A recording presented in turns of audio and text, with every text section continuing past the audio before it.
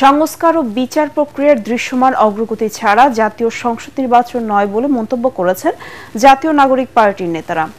নির্বাচন কবে হবে তা নির্ধারণ করার এখতিয়ার সেনাবাহিনীর নয় বলে মন্তব্য করেছেন দলটির মুখ্য সংগঠক নাসির উদ্দিন পাটোয়ারি। জাতীয় প্রেস ক্লাবে আয়োজিত সেমিনারে এসব কথা বলেন তারা। বিস্তারিত জানাচ্ছেন রাস্তা দাস।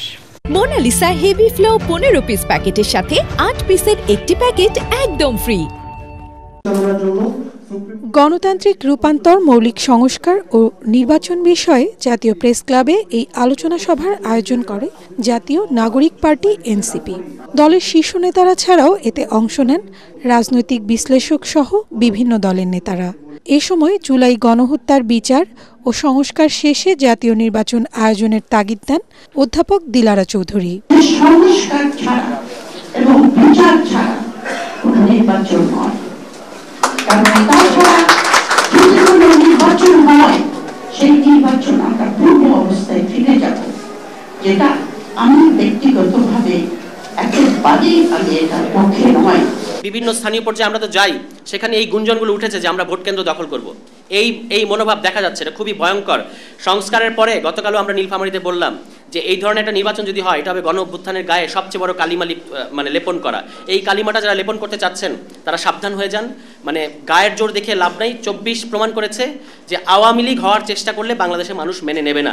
আলোচনায় উঠে আসে সেনাপ্রধানের সাম্প্রতিক বক্তব্যের প্রসঙ্গ। এ সময় এনসিপি নেতারা বলেন, নির্বাচন কবে হবে তা নির্ধারণ করার এখতিয়ার নেই সেনাবাহিনীর। আমাদের বাংলাদেশের সেনাবাহিনী পলিটিক্সের মধ্যে নতুন করে একটি বয়ান জন্ম দিয়েছে। উনি বলেছেন ডিসেম্বরে নির্বাচন হতে হবে। বাংলাদেশের সেনাবাহিনীর এই কথা বলার এখতিয়ার নাই। সেনাবাহিনীর ক্যান্টনমেন্টেই থাকুক।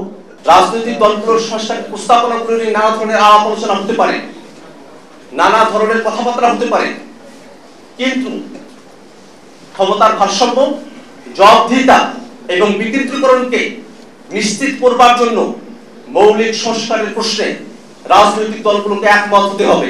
দেশ নিয়ে ষড়যন্ত্র মোকাবেলায় সব দলকে ঐক্যবদ্ধ থাকার আহ্বান জানান আলোচকরা। রাস্তা দাস, এটিএন বাংলা, ঢাকা।